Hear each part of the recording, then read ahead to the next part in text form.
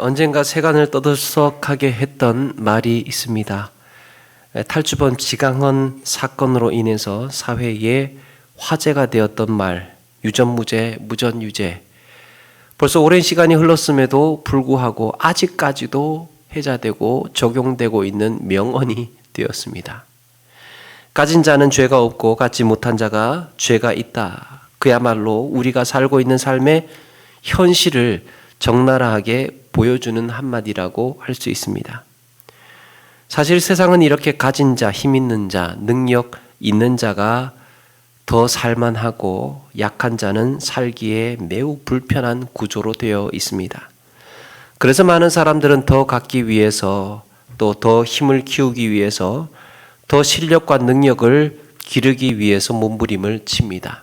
그렇게 강한 자가 더 많은 것을 누리며 사는 것이지요. 그런데 우리 그리스도인들에게는 세상을 살아가는 데 있어서 몇 가지 약점이 있습니다. 우리 역시도 마찬가지로 세상과 동일하게 살려면 우리도 힘을 키워야 하고 많은 것을 가져야 되겠죠. 많은 것을 누려야 합니다. 능력도 필요합니다. 그런데 무엇이 약점입니까? 우리는 지켜야 할 것들이 있기 때문이에요. 오늘 말씀 제목이 약자가 강하게 사는 법이라고 했는데, 여러분, 예수 믿는 사람이라고 해서 이 뭔가 약자의 느낌이 들게 되는데요. 이 약자라고 하면 어떤 것이 떠오릅니까? 뭔가 좀 가난하게 살거나 힘이 부족하거나 능력이 부족하거나 건강하지 못하거나 이런 느낌의 약자를 생각하기가 쉬운데요. 사실은 그렇지 않습니다. 예수 믿는 사람들도 돈 많이 벌 수 있고 또 실제로 많은 사람들도 많고 예수 믿는 사람들도 사회적인 지위를 가지고 있는 사람도 있고 권력을 가지고 있는 사람도 있습니다. 얼마든지 강자로, 세상이 보기에는 강자로 살 수 있으나 약자가 강하게 사는 법이라고 했을 때 예수 믿는 사람들이 모두가 가진 것이 없고 힘이 약하고 능력이 부족해서 약자라고 말하는 것이 아니라 지켜야 할 것이 있기 때문에 약자라는 겁니다. 세상의 시각에서 본다면 일종의 핸디캡이라고 할 수 있습니다. 믿는 사람들이 가지고 있는 핸디캡. 그래서 어쩌면 불리한 조건으로 경쟁을 하는 거예요. 불리한 조건으로. 그렇다면 그 불리한 조건이라는 게 도대체 뭔가? 어떤 면에서는 세상을 살아가는 데에 불리해 보이는 이런 조건들이 역설적이게도 어떻게 우리의 삶을 성공적으로 이끌어 가는가? 이런 불리해 보이는 조건들이 어떻게 우리에게 강점이 되고 있는가? 성경에서 가르쳐주고 있습니다. 첫 번째, 불리해 보이는 조건이 뭘까?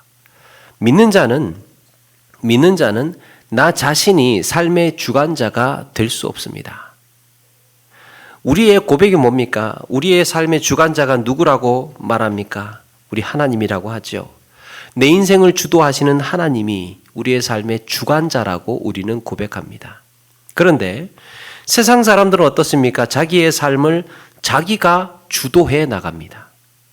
이 말은 모든 옳고 그른 판단의 주체가 자기에게 있다는 거예요.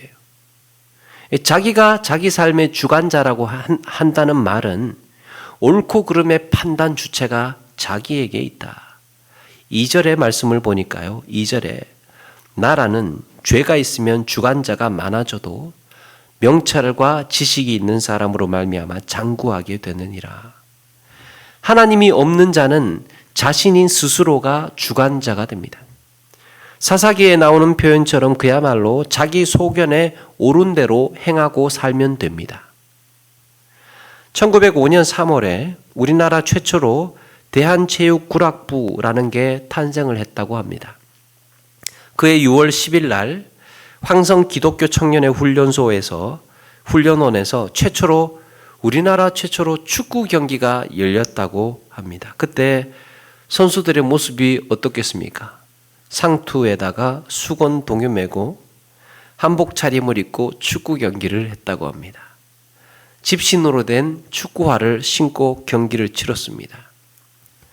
그 후에 그러고 난 다음에 이야 이거 정말 재밌다 그러면서 장안의 화제가 되어서 전국 각지에 축구 붐이 일어나게 됐다고 하지요. 이 마을 저 마을에서 축구 경기를 합니다. 경기장이라고는 1905년도입니다. 조선시대. 경기장이 어디 있습니까? 그러니까 농한기 때 텃밭이나 뭐 이런데 공터 조금 빈 공간이 있으면 사람들이 때로 몰려가가지고 축구를 했던 거예요.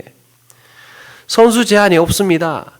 한 팀이 몇 명이든 간에 문제가 될 게 없어요. 그냥 공 차고 싶은 사람 우르르 몰려가지고 여기저기 공 차면 되는 거예요.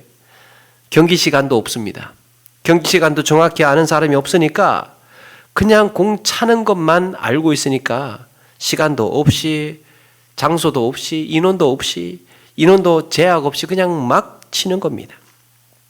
선수 중에 그래서 나이 많은 사람이 힘들다 그만하자 그러면 자연스럽게 그 축구 경기가 종료되었다고 합니다. 이쯤 되고 보니까 룰이라는 게 있을 수가 없죠.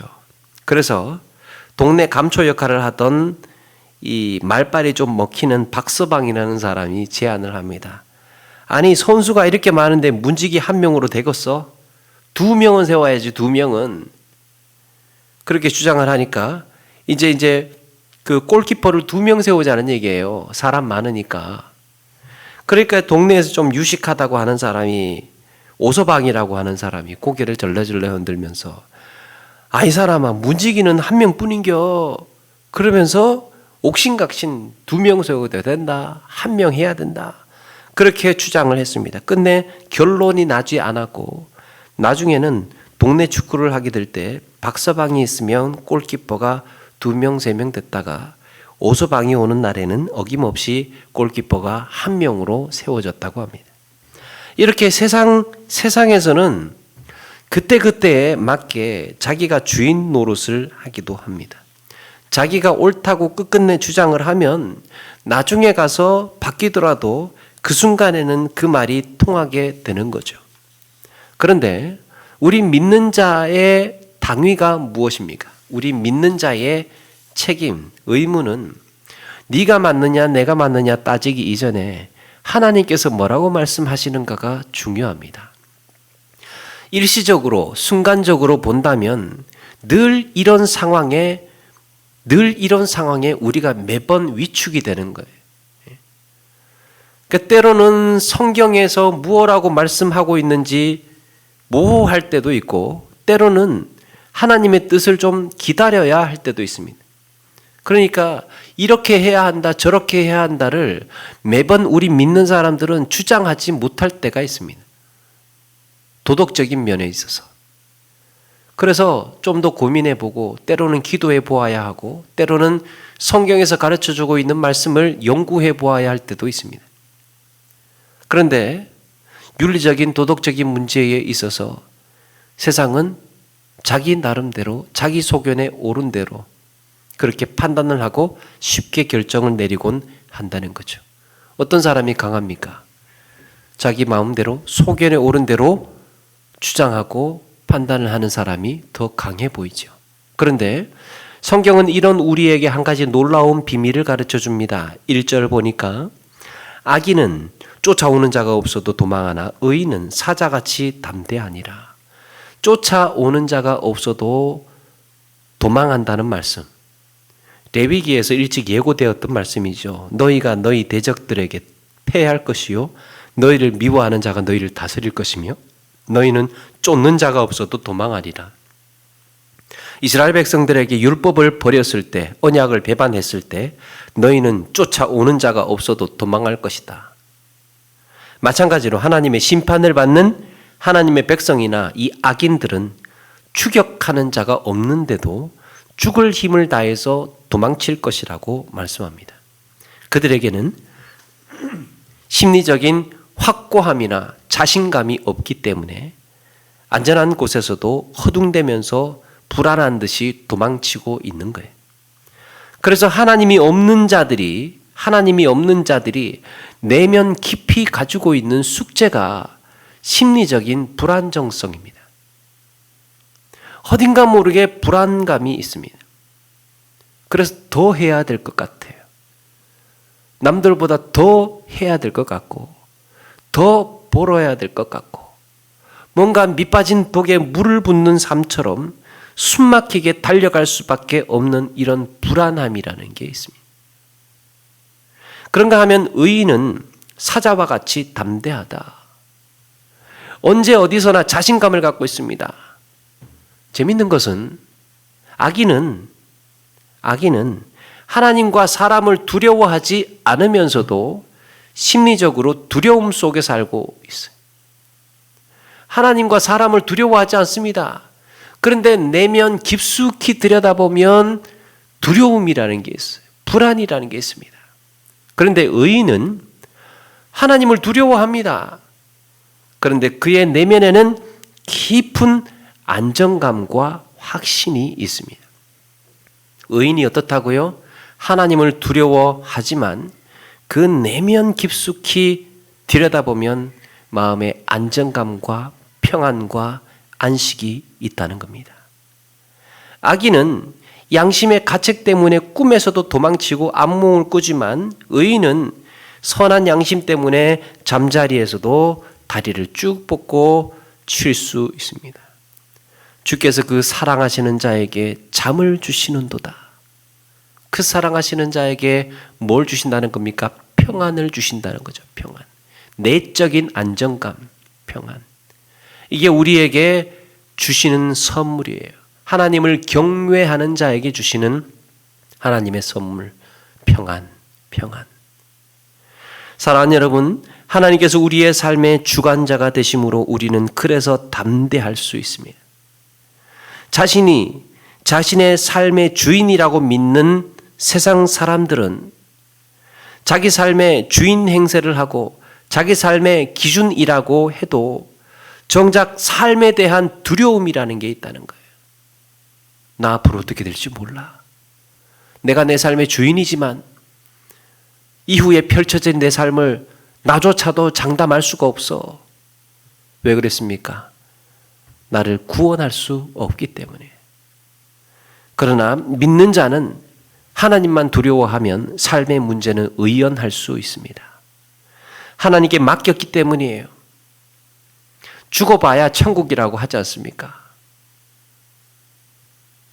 우리는 영원한 생명이 보장되어 있고 돌아갈 본향이 있기 때문에 세상 가운데 있는 것을 전적으로 붙들지 않고 하나님을 붙드는 것입니다. 우리 삶의 중심을 하나님께 두고 그렇게 의연하고 담대하게 살아가시는 우리 모두가 되시기를 바랍니다. 약해 보이는 자기의 삶의 주관자가 아닌 것이 오히려 하나님을 붙들고 의지함으로 더욱더 강력한 인생으로 살아가게 된다. 두 번째, 그러다 보니 세상 사람들은 율법에 매일 필요가 없습니다. 하나님을 믿지 않으니까, 하나님을 마음의 주인으로 두지 않으니까 하나님의 말씀을 따를 필요가 없는 거예요. 율법에 매일 이유가 없습니다. 4절 말씀, 율법을 버린 자는 악인을 칭찬하나 율법을 지키는 자는 악인을 대적하느니라. 율법을 버린 자와 율법을 지킨 자 대조가 되고 있죠. 여기서 율법을 버린 자는 악인을 분별하지 않는 자로 소개되고 있습니다. 이 사람이 악한 사람이냐, 이 사람이 선한 사람이냐, 이거 분별하지 않는다는 거예요. 상관없어요. 율법이라는 게 없기 때문에. 율법을 버리다 보니까 말씀이 그의 마음을 주관하지 않고 결국에는 이것이 무엇 때문에 나쁜 것인지 이해조차 하지 못하고 있습니다. 자기에게 나쁜 게 딱히 있을 수가 없어요. 때로는 좋으면 그것도 아무리 나쁜 것이라고 해도 나에게 좋은 것일 수 있습니다. 그에게 있어서 악인은 악인이 아닌 거예요. 어떤 면에서 세상을 사는데 유리해 보이죠. 무적이니까, 적이 없으니까. 아무리 악인이라고 해도 거리를 두거나 경계하거나 가리지 않고 그냥 나한테 유익이 되면, 나한테 좋으면 얼마든지 손잡을 수도 있고요.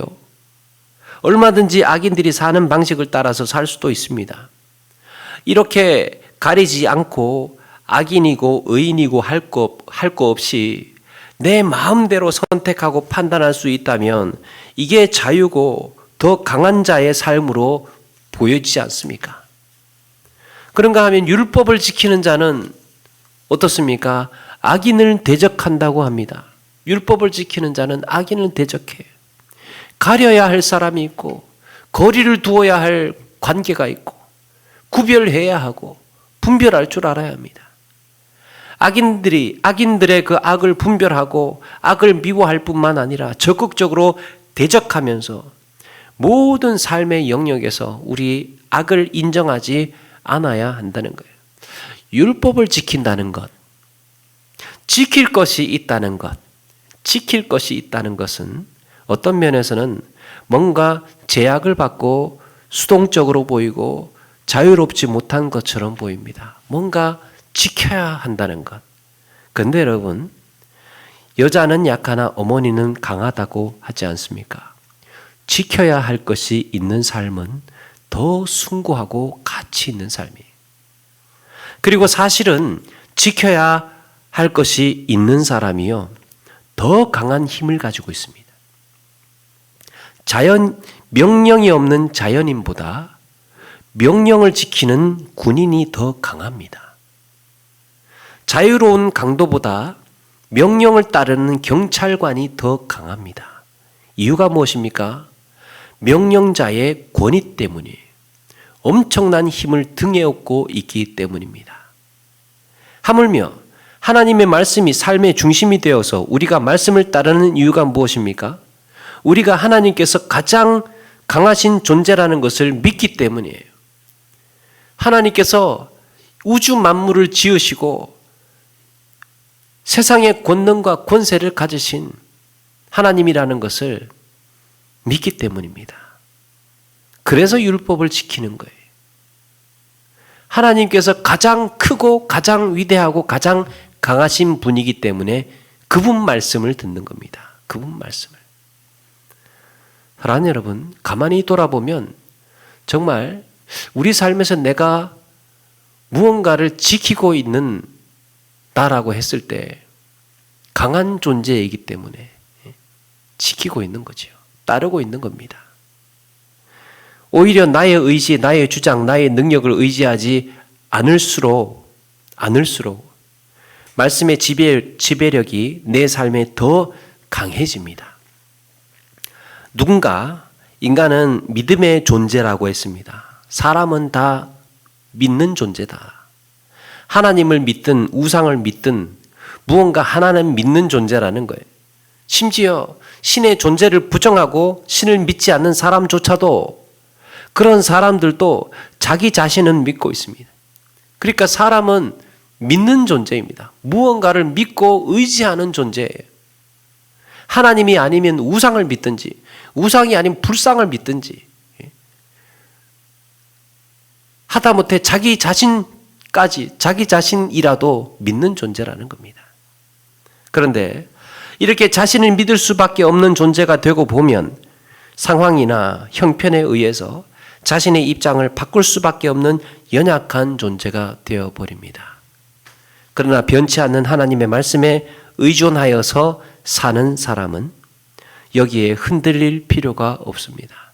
상황보다, 형편과 여건보다 더 초월해 계시는 하나님의 말씀이기 때문에 하나님께서 내 삶을 통해서 약속대로 행하실 것이고 이루어 가실 것이기 때문에, 사랑하는 여러분, 세상의 시각으로 볼 때 말씀에 매이고 예배에 매이고 그러다 보니 내 시간도 또 내 삶도 매인다고 생각할 수 있으나 오히려 그것이 더 힘있고 능력 있는 삶인 줄로 믿습니다. 세 번째, 삶에 있어서 믿는 자가 갖게 되는 불리해 보이는 조건은 성실히 살아야 한다는 거예요. 성실하게. 6절에 보니까 가난하여도 성실하게 행하는 자는 부유하면서 굽게 행하는 자보다 나으니라. 여기서 굽게 행하는 자라고 했는데 굽게 행하는 자, 그릇된 이라는 의미예요. 어떤 게 그릇된 걸까? 나쁜 길을 선택하면서도 진실을 왜곡하거나 이중적인 마음을 갖거나 옳은 길을 가는 척하면서도 사실은 악한 행동을 하는 자를 가리킵니다. 우리 인간의 마음이 어떻습니까? 우리 인간의 마음이 가난하면, 아쉬우면, 절박하면, 힘들고 어려우면 그런 때 모든 게 용인될 때가 있습니다. 왜? 가난하니까, 어려우니까, 힘드니까. 이럴 때 가장 흔하게 하는 말이 뭡니까? 일단 살고 봐야지. 살고 봐야지. 당장 급한데 어쩌라는 거냐? 당장 급한데. 그러면서 또 하나님도 이해하시겠지. 그리고 이어지는 마음이 있죠. 부득이할 때 슬쩍 그릇된 마음도 품고 남들도 보지 않을 때 괜찮다라는 논리가 만들어집니다. 남들 보지 않을 때는 괜찮다. 이런 논리가 만들어져요. 여기서 우리가 주목해 보아야 할 것은 가난한 자가 부한 자보다 나으니라 말씀하고 있는 게 아니지요. 성실하게 행하는 자가 굽게 행하는 자보다 나으니라. 이게 핵심이에요. 심지어 내 형편이 가난하다 하더라도 이건 조건이죠. 부와 가난은 조건이에요. 내 형편이 가난하다고 하더라도 어쩔 수 없는 지경에 이르렀다 하더라도 용납할 수 없는 삶이 바로 성실하게 행하며 사는 것이라고 말씀합니다. 이런 조건을 좀 더 붙여보면 아쉽다고 하더라도 절박하다고 하더라도 힘들다고 하더라도 어렵다고 하더라도 성실하게 행하며 사는 것이 나으니라 말씀하고 있는 겁니다. 가난만이 아니라 여러 주어지는 삶의 조건들, 그 어떤 조건이라 하더라도 성실하게 행하는 것이 나으니라. 여러분, 여기서 성실이라고 했을 때는 그냥 우리 직장 생활하면서 성실하게 사는 것이 낫다 이 말하고 있는 게 아닙니다. 성실하게 그냥 부지런히 청소하고 열심히 살아라 이 말하고 있는 게 아니에요. 하나님 앞에서의 성실함이, 하나님과의 관계에서의 성실함입니다. 말씀을 대하는 성실함, 예배에 대한 성실함, 기도 생활에 대한 성실함, 우리 신앙 전반의 삶에 있어서의 성실함을 말하고 있는 거예요. 흔들림 없는, 요동하지 않는 그런 믿음의 성실함을 가리키고 있습니다. 그게 뭐보다 좋다고요? 어떤 조건이 주어진다 하더라도 가난할 때 그때 좀 형편 좀 어려워지면 좀 덜 성실해도 된다 이 말이 아니죠. 절박하면 일단 살고 봐라 그렇게 말씀하고 있는 게 아니라 하나님 앞에 성실해라. 어떤 형편과 상황이 주어진다 하더라도 하나님 앞에 성실해라. 하나님과 성실해라. 그 관계에 있어서 성실하라고 말하고 있는 겁니다. 부지런히 열심히 살아라는 이야기로 하는 게 아니에요. 사랑하는 여러분, 하나님의 관심은 물론 우리가 가난하게 사느냐 부하게 사느냐 이런 것도 있지만 하나님께서 우리에게 보다 더 주목하고 계시는 대목이 있습니다. 그 사람의 삶의 형편이 어떠하든지 간에 참 저 지금 가난하게 사는데 어쩌냐, 참 저 친구 지금 몸이 아픈데 어떡하나, 지금 어려움에 처해 있는데 어떡하나. 하나님은 여기에 관심을 두고 있는 게 아니라 하나님과의 관계에서 성실히 행하느냐 그릇되게 행하느냐를 보고 있는 겁니다. 하나님의 관심은 거기에 있습니다.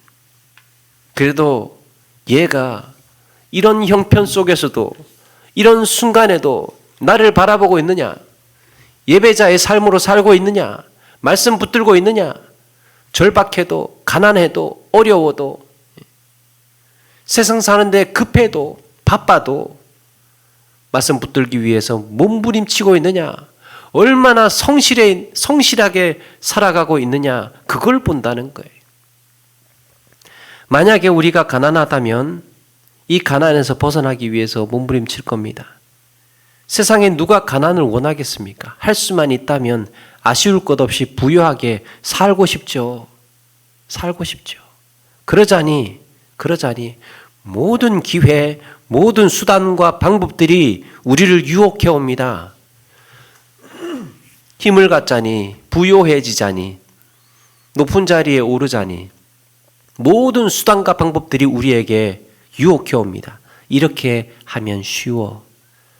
이렇게 하면 쉬워. 이 방법 쓰면 간단해. 안 보면 되잖아. 안 들키면 되잖아. 간단해. 이렇게 하면. 사탄이 예수님을 시험해 올 때 돌로 떡덩이를 만들라고 했습니다. 예수님께서 그 돌을 떡으로 만들 때 예수님의 능력, 예수님의 강함을 드러내지 만들게 되면 강함을 드러내게 되는 거죠. 사람들이 예수님을 잡으러 왔을 때 12군단 천군 천사를 불러서 해결하면 예수님의 강함을 드러낼 수 있습니다. 그러나 예수님은 도수장으로 끌려가는 어린 양과 같이 말없이 묵묵히 자신에게 주어진 십자가의 길을 가셨습니다. 예수님께서 왜 이렇게 하셨습니까? 이것이 하나님의 방법이고 하나님의 뜻이라는 것을 아셨기 때문이에요. 그리고 결국에는 이것이 하나님의 놀라운 능력을 나타내는 길이라는 것을 알고 계셨습니다. 거기에 성실하셨습니다. 이것이 구원의 역사를 이루어가는 것임을 알고 계셨다는 거예요. 여러분, 휘두르는 힘보다 목적이 있는 힘이 더 큰 힘이에요. 내세우는 힘보다 감추고 있는 힘이 더 큰 힘입니다. 우리 주님은 구원 역사라는 목적을 향해서 묵묵히 걸어가셨습니다. 그 목적을 이루기 위해서 묵묵히 걸어가는 것이 그게 더 강한 힘이라는 겁니다. 그리고 그분의 성실로서 이 일을 이루어 내셨습니다. 세상에 무슨 일을 하든지 간에 성실하지 않으면 어떤 목적도 이루어낼 수 없습니다. 상황이 바뀌고 형편이 달라진다고 할 때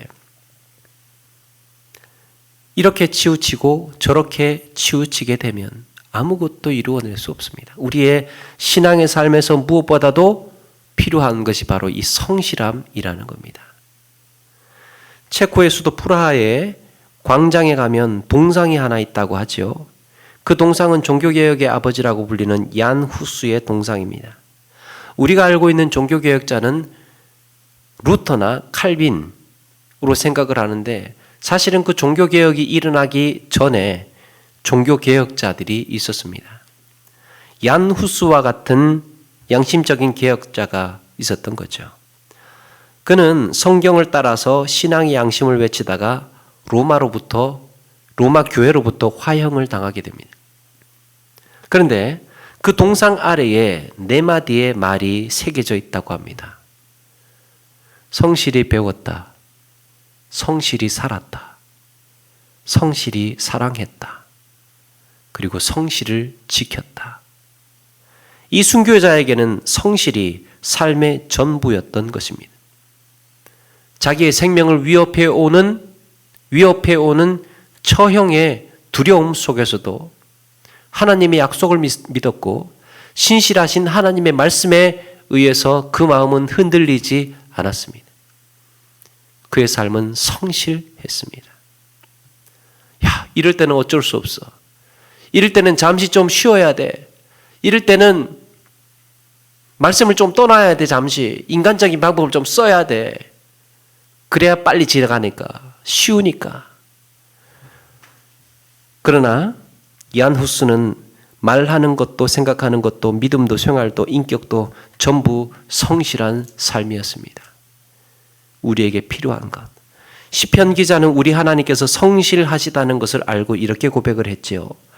내가 여호와의 인자하심을 영원히 노래하며 주의 성실하심을 내 입으로 대대에 알게 하리이다. 주의 성실하심을 대대의 사람들한테 알게 하겠습니다. 하나님, 우리 하나님이 얼마나 성실하신지 사람들한테 알게 하겠습니다. 사랑하는 여러분, 이렇게 우리는 세상의 시선으로 볼 때는 내 삶에 내가 주관자가 될 수가 없고 율법에 매여 있어야 하고 사람들이 보나 안 보나 성실하게 살아야 한다는 이런 약점을 가진 사람들이에요. 때로는 이런 불리한 조건들이 견디기 어려워서 내 주관대로 살기도 하고 하나님의 뜻, 하나님의 말씀을 버릴 때도 있고 때로는 눈가림으로 살고 싶은 충동이 들기도 합니다. 그러나 지금도 살아계신 하나님을 믿고 의지하는 자에게 더 놀라운 삶의 담대함이 있는 줄로 믿습니다. 말씀에 매여 산다는 것은 더 크신 하나님의 은혜와 능력을 선택한다는 지혜로운 선택입니다. 믿는 자의 성실은 미련해 보이고 비효율적으로 사는 것 같이 보여도 은밀한 중에 보시는 하나님을 의식하는 명철한 자의 길인 줄로 믿습니다. 하나님은 이런 성실한 자의 삶을 사용하셔서 놀라운 일들을 행하실 것입니다. 여러분, 하나님께서 성실하심으로 우리가 사는 방식도 성실하여야 할 줄로 믿습니다. 어떻게 살면 좋을까? 어떻게 살면 좋을까? 우리 주님께서 이 땅에 사셨던 방식대로 사는 것이 가장 강하고 이상적인 삶의 방식입니다. 그러므로 우리의 삶의 태도가 겸허하고 말씀에 매여 있고 성실해 보이는 것이 결코 약한 자의 삶이 아니라 우리 주님과 함께 동행하며 주님께 쓰임받는 강한 자의 삶이라는 것을 기억하시고, 약하다는 것이 어떤 의미에서 약하다는 것을 인지를 꼭 기억하시고 그것이 오히려 강한 자의 삶이라는 것을 우리는 말씀을 통하여서 알아야 하겠습니다. 이런 말씀을 통하여 지혜롭고 의연한 믿음의 길 가시는 저와 여러분 되기를 주의 이름으로 축원합니다.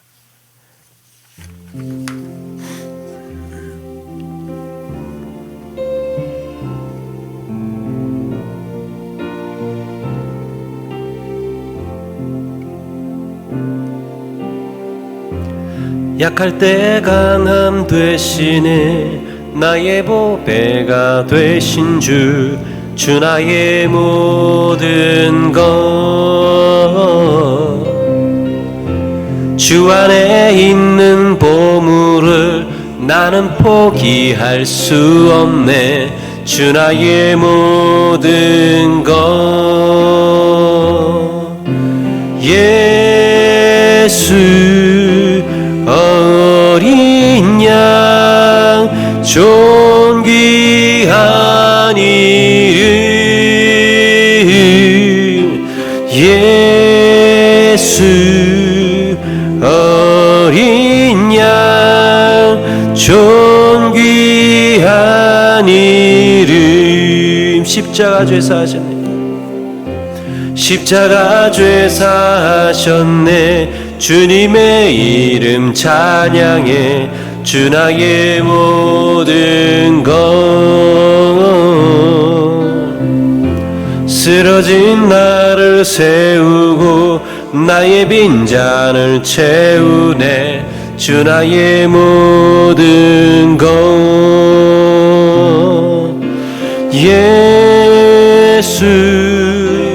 어린 양 존귀한 이름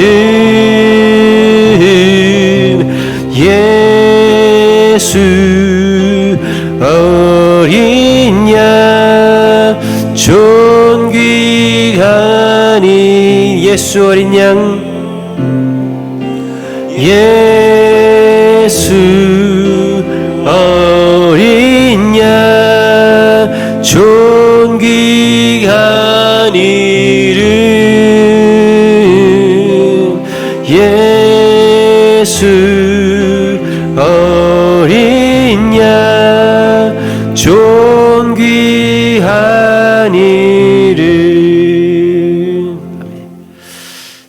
제가 기도하고 마치도록 하겠습니다. 사랑과